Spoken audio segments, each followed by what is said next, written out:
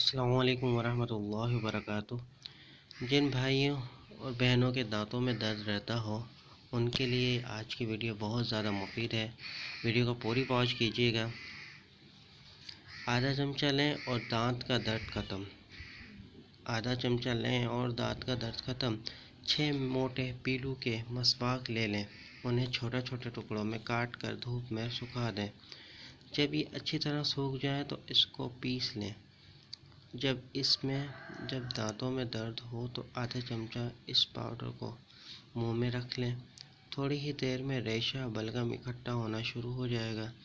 जब मुंह भर जाए तो थूक दें। चंद बार के इस्तेमाल से दांत का दर्द बिल्कुल ठीक हो जाएगा इंशाअल्लाह अज़्ज़ व जल।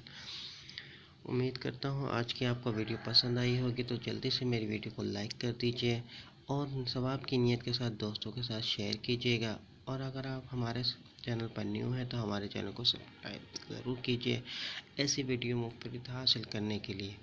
अस्सलामु अलैकुम वरहमतुल्लाहि वबरकातुहू।